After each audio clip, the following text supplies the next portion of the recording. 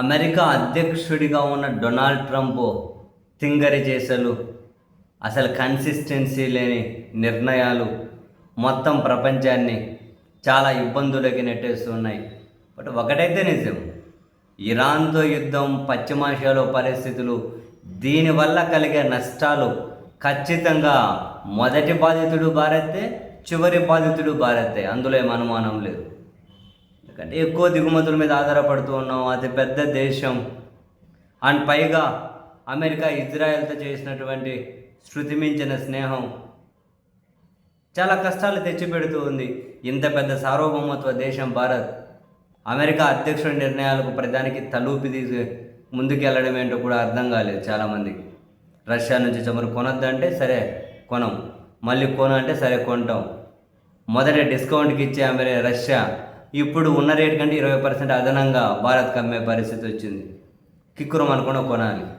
ఒకప్పుడు ఇరాన్ నుంచి కూడా చమురు చౌకగా వస్తూ ఉండే. మనకు అతిపెద్ద మనం ఎక్కువ దిగుమతి మీద ఆధారపడుతున్నది ఇరాన్ మీద కూడా ఉండే. అది కూడా చాలా కంఫర్ట్గానే దగ్గర తక్కువ ఖర్చుకే, రవాణా ఖర్చులు కానీ తక్కువగా ఉంటూ ఉండే. అమెరికా శాంక్షన్స్ వల్ల మనం ఇరాన్ నుంచి కూడా కొనుక్కోలేకపోయాం. సీన్ కట్ చేస్తే ఇప్పుడు మొత్తం అస్థిరత. చివరికి మళ్ళీ అదే అమెరికానే రష్యా నుంచి కొనుక్కొని గ్రీన్ సిగ్నల్ ఇచ్చింది. ఇప్పుడు మీరు ఎక్కువ అవసరాలు ఉన్నాయి, సో ఇరాన్ నుంచి కూడా కొనుక్కోండి ఒక నెల పాటు అని చెప్పి భారత్కి గ్రీన్ సిగ్నల్ ఇచ్చిందట అమెరికా. ఇరాన్లో కూడా కొనుక్కోండి అని సరే అని చెబితే ఇప్పుడు భారత్ ఇరాన్ నుంచి చమురు కొనింది. ఆల్రెడీ కింగ్షున్ అనే నౌక 6 లక్షల బ్యారెళ్ల ముడి చమురుతో ఇరాన్లోని కర్గ్ ఐలాండ్ నుంచి గుజరాత్లోని వదినార్ రేవుకు బయలుదేరింది అట.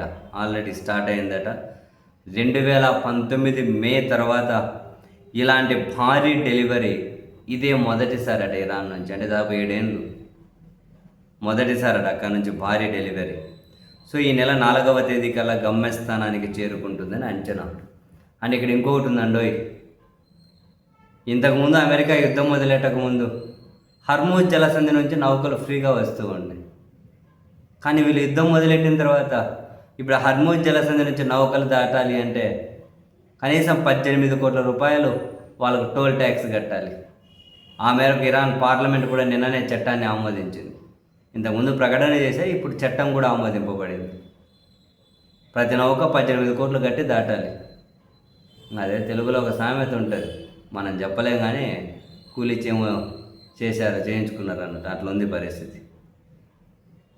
హర్మూజ్ జలసంధి తెరిచి ఉండే 35 రోజులు యుద్ధం, 5 వారాల యుద్ధం తర్వాత ఇప్పుడు వీళ్ళు అమెరికా డిమాండ్ ఏంది, హర్మూజ్ జలసంధిని తెరవండి అని ఇరాన్ మీద ప్రెజర్. తెరిసే ఉండే కదరా మీరు యుద్ధం మొదలెట్టే కంటే ముందు.